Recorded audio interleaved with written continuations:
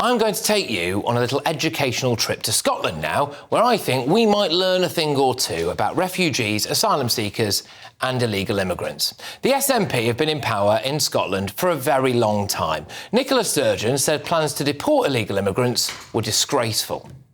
Let's be clear, the UK Government's illegal migration bill sets out a clear intention to remove the right to seek refugee protection in the United Kingdom. It is utterly shameful and immoral. The SNP website urged Britain to take its fair share of refugees and asylum seekers. Humza Yousaf called the Rwanda plan morally repugnant and that it should be scrapped. In fact, Humza Yousaf wanted to go one step further and house Gazan refugees in Scotland.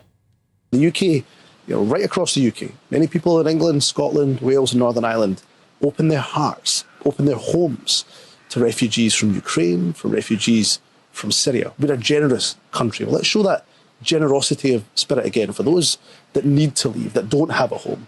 Let's say that the UK, let's say that Scotland will be a place of sanctuary for them, as we have shown that kindness and compassion for others.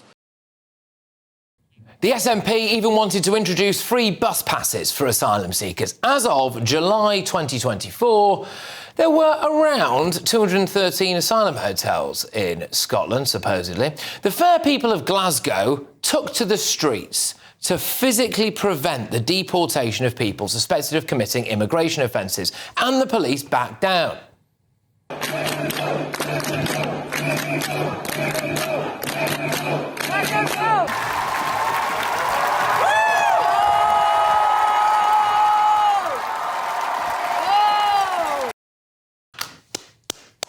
Well done to all of the refugees welcome protesters in Glasgow. Amazing work. Really, really good stuff.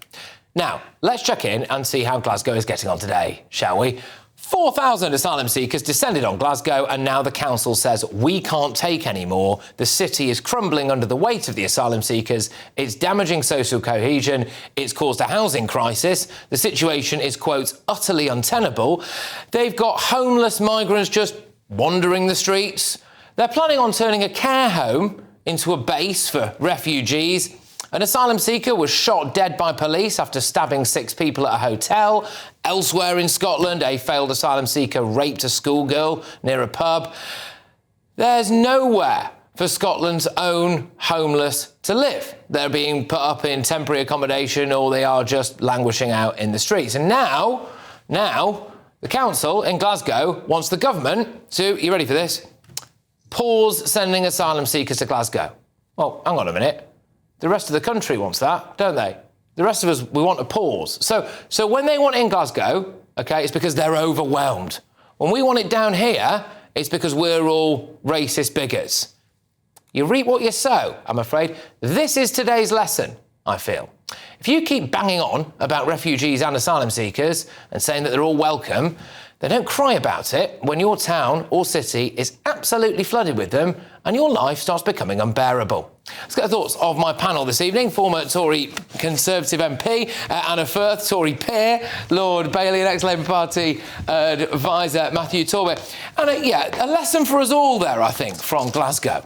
Well, if you make your bed, you have to lie in it, don't you? And the SNP have lauded it over the rest of us, taken this moral, superior attitude. That clip that you showed us, Patrick, of the 2 illegal asylum seekers actually being released, SNP ministers actually said after that how that was the right thing to happen and how people who are here illegally should not be removed. So I'm sorry, I've got absolutely no sympathy. Don't be surprised then when you get hordes coming your way. There's 2 problems that they've got. One, they've had this ridiculous welcoming attitude towards asylum seekers. But the other thing is they've boasted about world-leading homelessness policies. They've boasted about that. They've taken away the priority test that a decade ago, that we have here quite rightly and sensibly in England. So they've had 2 pull factors. Now, of course, they don't like it. Well, I'm sorry, it's completely their own fault.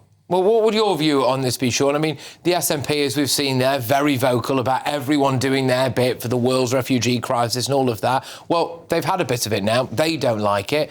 What should we do about it? I think there's two things to say. Firstly is politicians who virtue signal. You saw Hamza Yusuf arrested at virtue signalling peace. People should remember that, and he should be presented with what he would do now facing this problem. And the other more substantive piece is we need to be able to have a conversation about immigration, about seeking asylum, without everybody being accused of being racist. Because the problem they're in now, they've pointed a lot of fingers accusing people of being racist. Are they now a bunch of racists? What has changed? And the deeper problem is, we talk about pull and push factors. Here they're suffering from a push factor because we all are having to deal with a number of people seeking immigration changes for themselves, which means the government will probably say you haven't received any more than anybody else relative to your size. They haven't. Yeah, that's the point. So it means, for a long time they had less. It means as well. Hold on, one last thing. It means the government cannot stop, because if you're South End, Carmarthen in Wales, if you continue to receive, you will say they should continue to receive. But Sean, just quickly before obviously we go to Matthew, remember in 2000 the Glasgow Council actually volunteered to be part of the asylum dispersal programme. Well, they wanted these people to come. Yeah. Matthew, what would your view on this be? Because they're going to have to... I mean, I think it's a bit rich, isn't it, really, for Glasgow now to say, look, we need a pause, we've got a housing crisis, there's damaging social cohesion, but presumably they're fine for that to happen everywhere else. Well, yeah, most people probably would be until it's on their doorstep. I think with stuff like this, I, feel I'm a very liberal and tolerant person.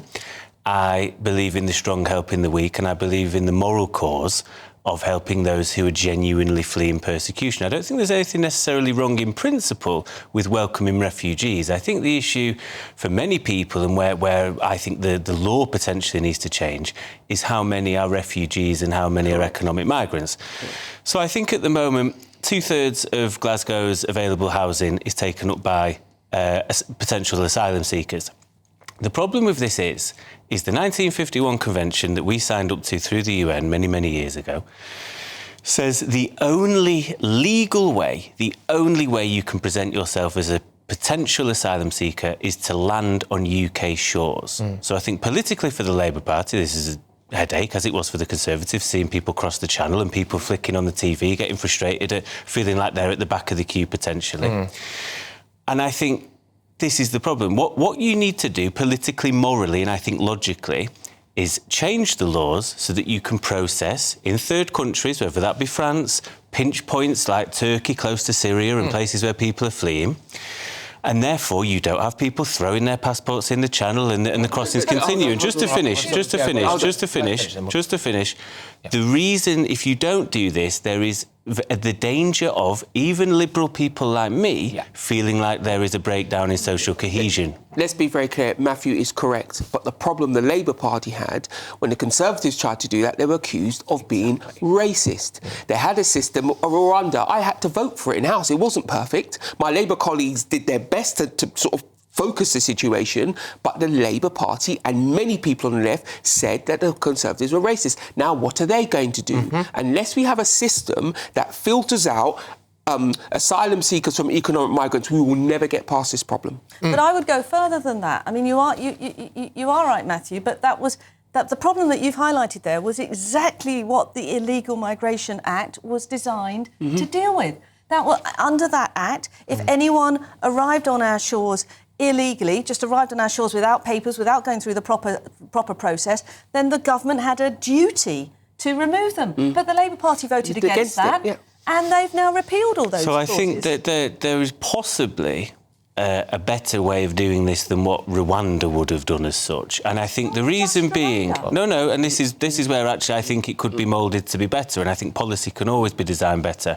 There is no reason why, if we were to change the current law as it is from the 51 Convention, that it doesn't have to be a third country necessarily. If you were fleeing persecution genuinely from your own country, why are we not allowing people to agree for asylum in the British Embassy in that country? That won't work on two counts. One, those people are already here in their tens and tens of thousands. Yep. So it'd be a very different look because we don't have paperwork, so we don't know where they came from. And number two, ECHR. Yeah. That will prevent British law from dealing with them. But we've got case studies now. We've got case studies like Glasgow. This is exactly what happens. Now, people didn't seem to mind about it too much when it was northern towns, parts of the northwest of England especially, treated like dumping grounds. People can look around parts of London and it can get swallowed up quite easily in a massive city like London. But then when you see it happening in Glasgow there, and that's the case, I'll be honest with you, a part of me feels as though every single constituency that has voted for an MP that has said the kind of things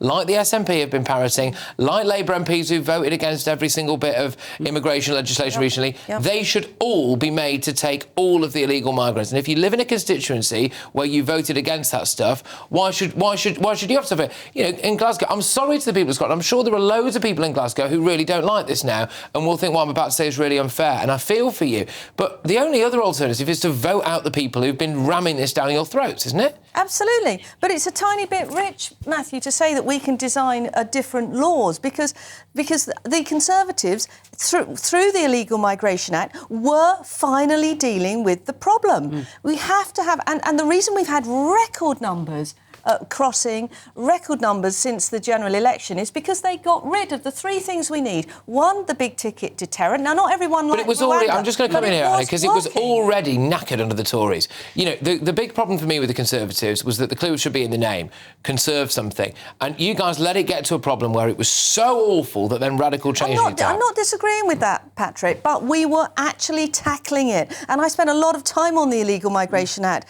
when I was in Parliament. The big-ticket deterrent was needed and it was working. We could see it was working and it's been taken away. We've stopped the automatic path to citizenship in the Illegal Migration Act. And number three, and very important, we stopped the repeated appeal system. You could have only one, and the Labour Party got rid of it all. Very quickly, Matthew. Very quickly, the only thing I would disagree on with the fact that it would solve the problem is I don't think it would.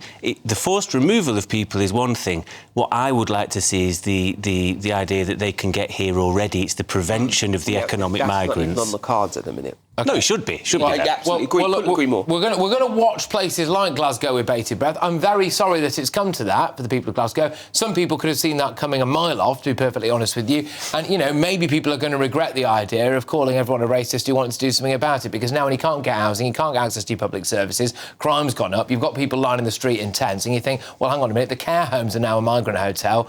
You know, maybe people will wish they did something about